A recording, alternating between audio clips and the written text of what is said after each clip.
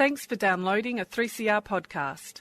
3CR is an independent community radio station based in Melbourne, Australia. We need your financial support to keep going.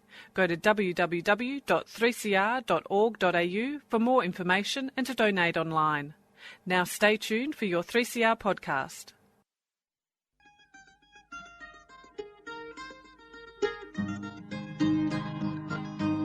We're putting up new buildings, we're knocking down the old. We're working in the summer heat and in the winter cold. And the labour power we sell, me boys, for a hard-earned weekly pay produces mighty profits for the greedy MBA.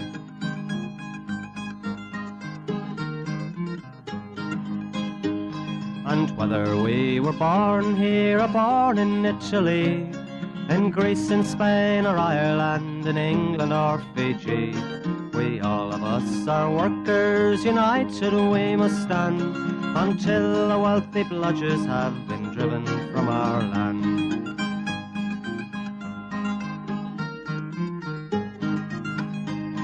We faced deregistration, it backfired in the face.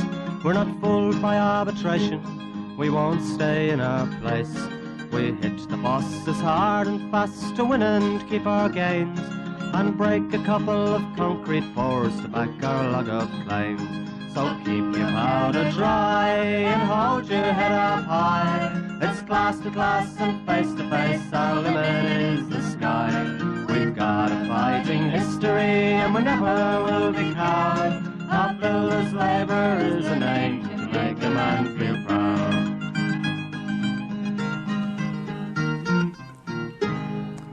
And it's good morning from the Concrete Gang. A bright-eyed, bushy-tailed and looking forward to an RDO tomorrow. Well, you might be. Fantastic. I can't wait. Some of us got to work.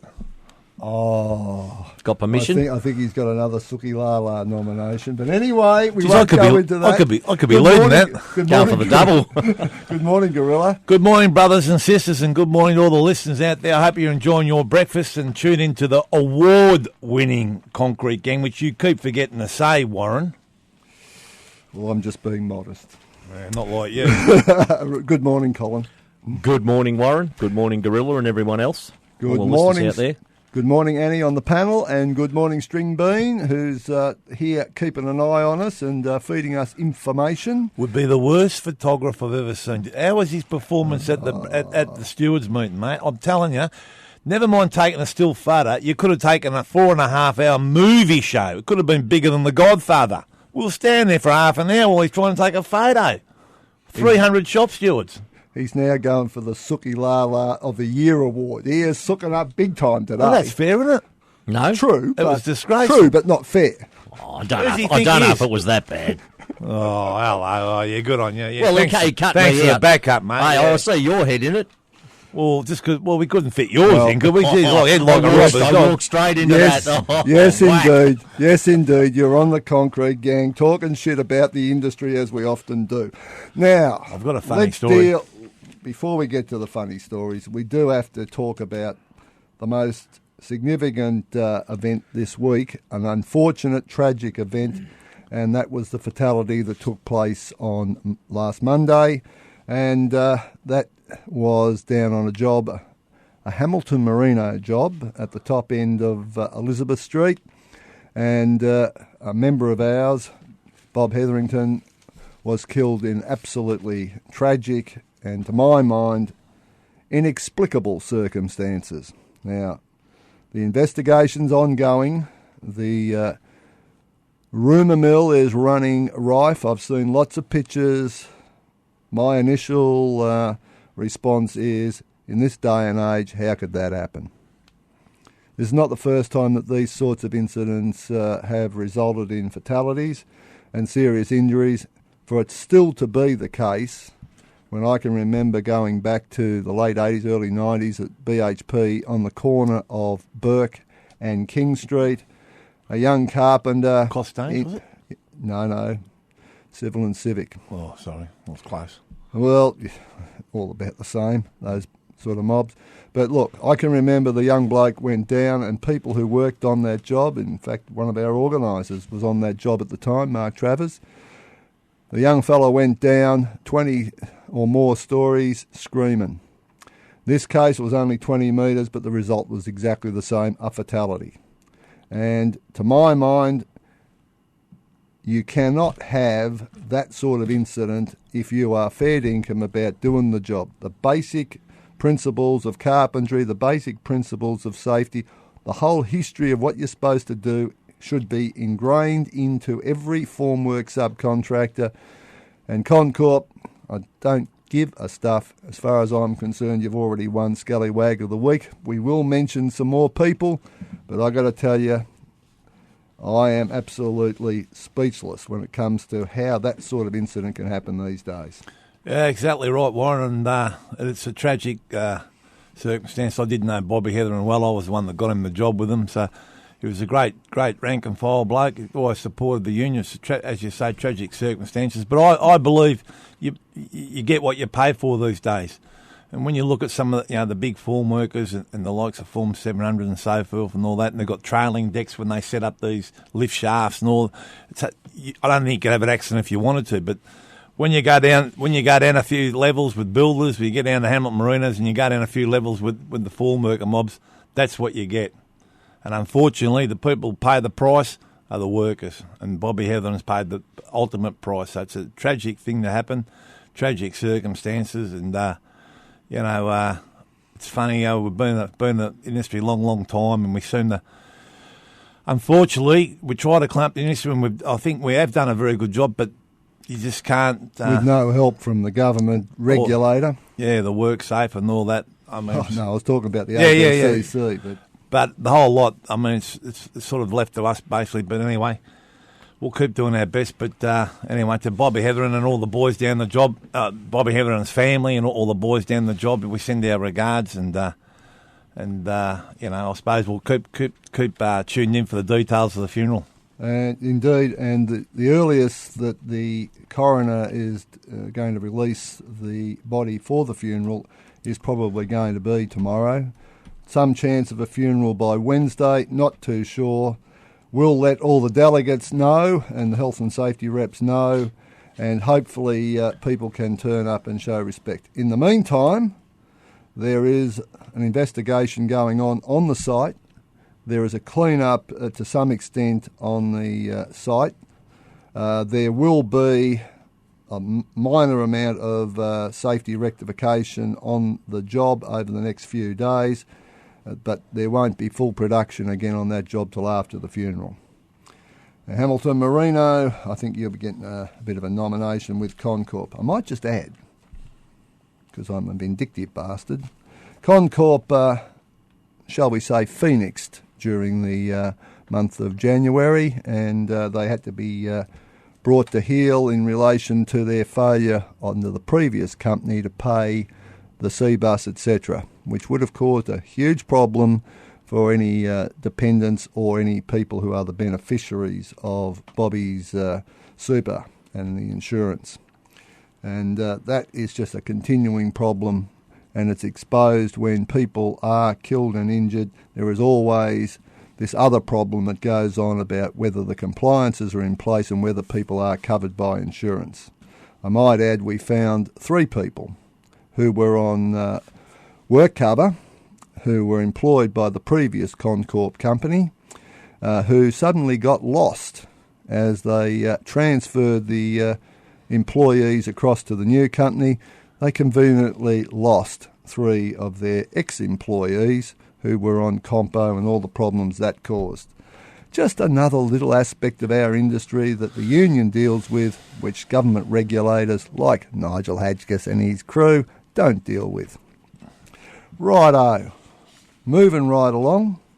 On Monday night, the big day Monday, there was the C-bus meeting, and the whole issue of compliance came up there, as well as insurances and so on.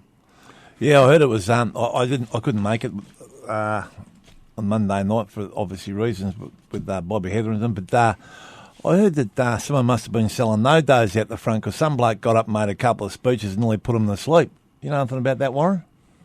Yeah, that bloody Hollywood Miles is just unbelievable. He just thought he had the microphone absolutely stuck to his lips. I don't know if actually we were talking about that, to be honest. We've got a I think mirror. it's a guilty Is there a party, mirror? yeah. Is there a mirror in here? And then complain because none of the rank and file said it, and they reckon they never got a chance. Come on, mate. You're struggling, aren't you? Come on, He's come on, struggling, come on. he's struggling. His mate Braxy was there. Oh, it was a bit of a love fest, I've got to tell He would you. have been but- asking after the buzzer, Braxy. When remember last year, Oh, wait. Buzzer knocked about 8 blokes out the way trying to get across to shake his hand. Oh, wait till Buzzer finds out he was there. He's only taken annual leave because he didn't think he was going to be there. He'll be heartbroken when he knows he rocked up. Righto. There was a few things said at the meeting, and I've got to say, I had a bit to say, but I hung back to give everyone a chance. And I've got to say equally that the people who did get there and they participated good, but a lot of them who could have got there didn't get there. And to my mind, if they're not thinking about the consequences of our super fund and where that's going after constant attack by the federal government, who are only concerned about one thing, getting the money into the hands of the banks and the insurance companies. If you're not going to protect your fund, if you're not going to take an interest in how your fund operates and the compliances that need to be in front, you're not doing the right thing by yourself, regardless of whether you're doing the right thing by the union. Yeah, but that's fair enough, Warren. But I've got to say, so barring us, CBUS didn't actually, send heaps of notification about it out. I mean, no one would have known about it, barring the union letting people know. So that's another thing, because I don't think they want too many people there harassing them, do they? I'm not complaining. There was a few people, the directors, shall we say, of CBUS, the employer directors, the so-called independent directors, who probably would have preferred it to have gone half the time they did. But we did make them stand through a minute's silence for Bobby Hetherington. Yes. And they copped a little lecture on the subject of compliances and insurances. But let's say, folks, there's a lot to be done in relation to CBUS. There's a lot to be done in relation to compliance. And I would draw the comparison to Incolink, which is an industry fund where the employers and the unions have equal representation on the board and actually do something. And we've got to push that through to CBUS. Now, just another matter on CBUS, there's a few people who need to have a think about their fund that they are in with CBUS, because if you're in the high-risk fund, you should get some financial advice, proper financial advice, because the share market is all over the joint. And if you are over 60, you're looking forward to retirement, it would be a good idea to review the fund or the particular account that you have with CBUS, because if you're in high risk, have a think, have a talk to people who can provide you with a bit of financial advice. There's a few people who might get themselves burnt. There's one thing I'll just quickly say about the meeting. I think CBUS was made loud and clear to all the directors and so forth at CBUS that compliance is a huge issue. And they really need to get fair income about that. And they were made to put a bit of a date on when they reckon they'll have something sorted out. So I'm not going to hold my breath, but I look forward to seeing what they come up with. Indeed. All right, so we better cut to a track. We've got one here, A Hell of a Time by Ross Wilson and Jimmy Barnes.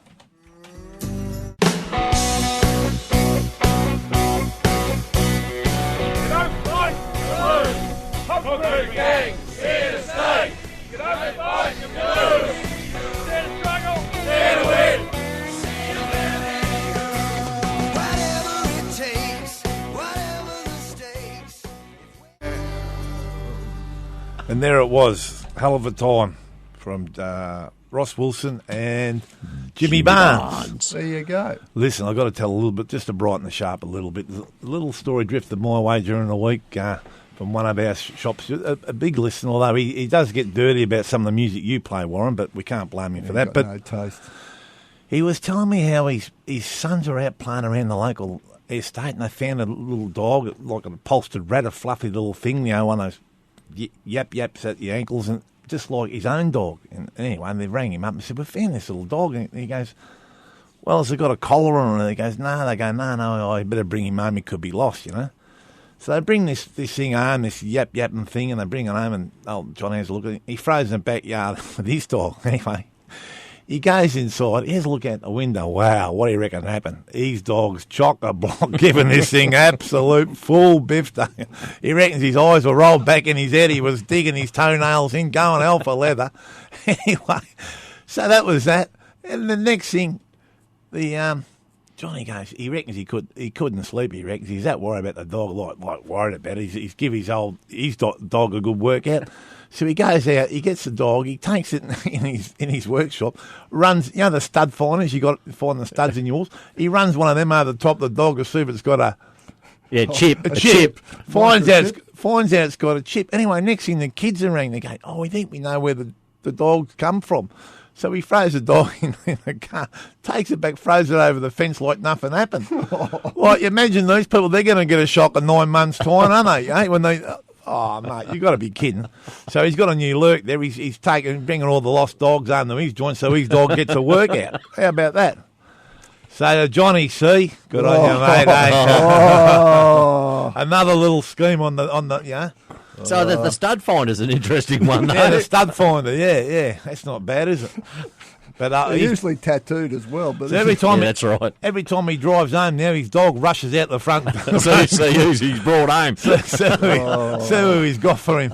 I might roll up my mate's big pit bull or something and see how he goes with that. But anyway, I just thought I'd throw that in as a little bit of a story. Good on you, Gorrilla. Just chuck that one in as you do. Righto. This week... I think Annie might be resigning this week. She's had enough of this. Righto. We should go on and deal with some industry issues. Righto. Just... Chinese asbestos, there's a lot of product floating around, which is going to in fact be investigated in the Senate committee, which is dealing with the use of non-conforming building products. Nick Xenophon, who I have my doubts about, but he's in charge of a committee which is looking at the sort of product that's coming in, not only from China but from other countries where the standards are pretty second rate, if not third rate, and the consequence of that is that we have identified, with assistance of the ETU, a number of jobs in Melbourne which may in fact have this product on them. Of course, the product, which is a cement sheet, says asbestos free, and it's anything but. Now, the ETU identified it on a number of substations to do with the public transport system, both tram and train, but the product is more generally used than that. It's a lot more used interstate than it is in Melbourne, but clearly it is being used in Melbourne, and if you've got cement sheet coming out of China on your job and it says asbestos free, say stop, we want a test.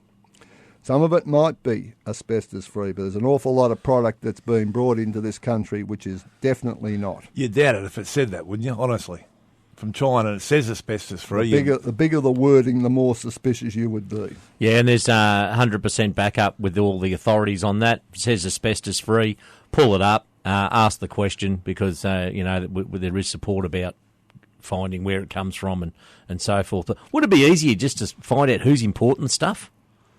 You just go to the source. Yes. There's this mucking around, just who's important, don't do it.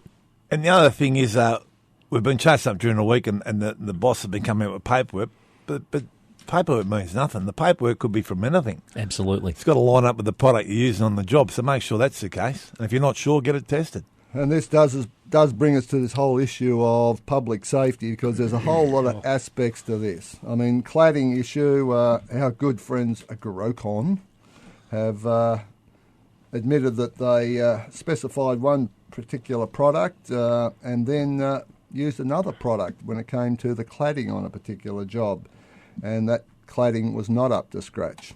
And we have got a whole lot of issues that are still to be sorted out.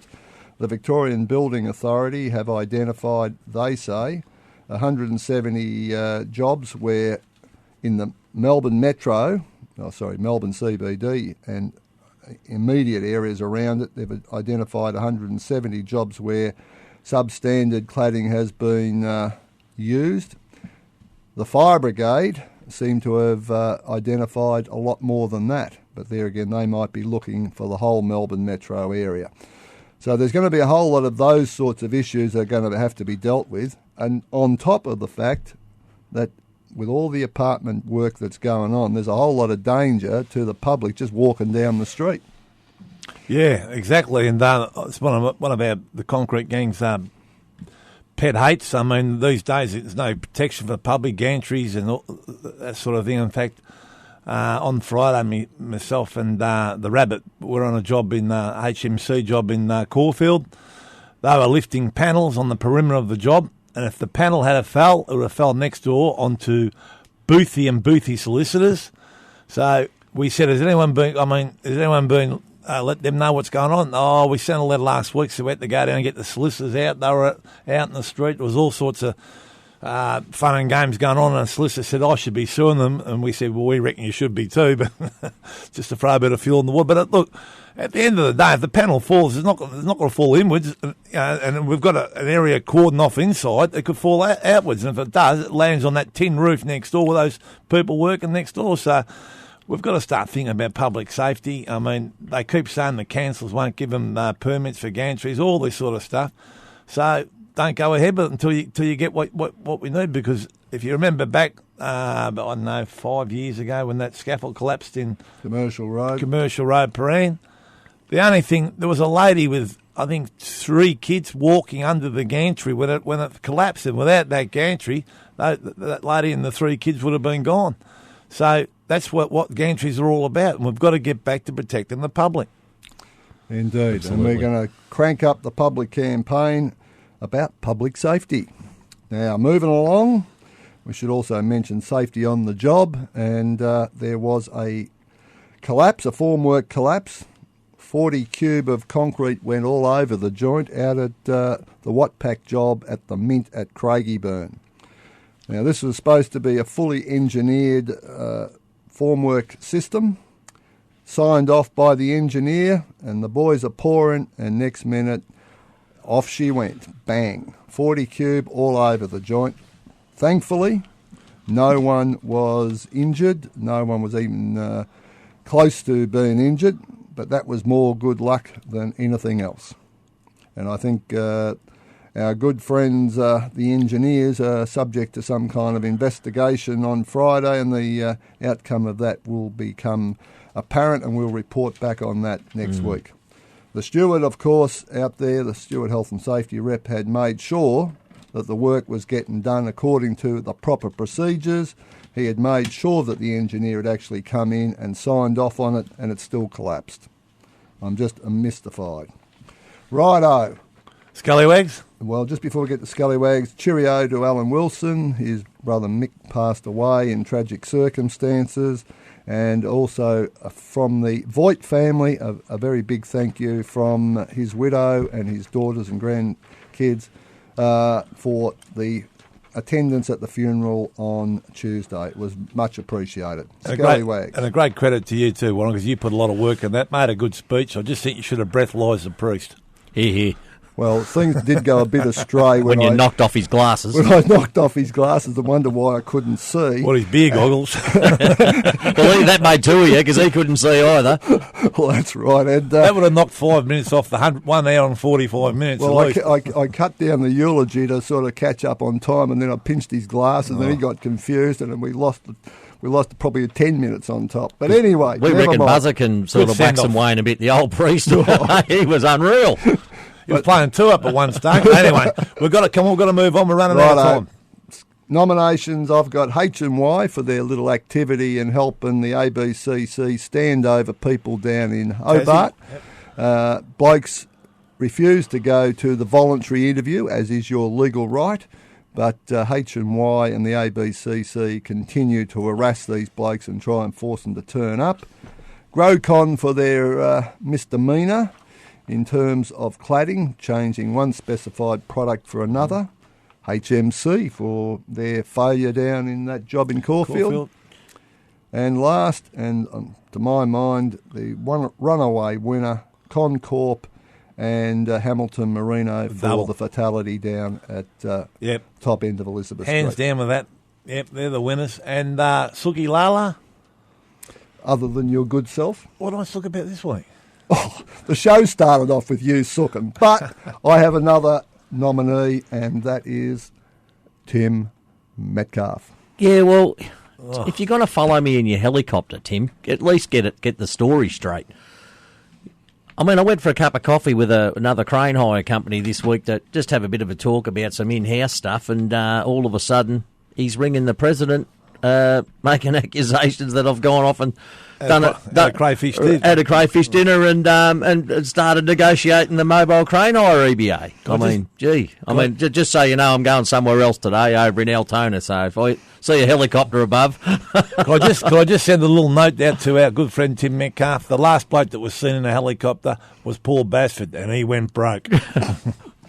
So I think we should go out in the same old way. Dare to struggle, Dare to win. If you don't fight, You lose. Good morning from the Concrete Gang, and we're And going, we're going out with a special tribute to our good mate Johnny C. You're nothing but a hound dog. You've been listening to a 3CR podcast produced in the studios of independent community radio station 3CR in Melbourne, Australia. For more information, go to allthews.3cr.org.au.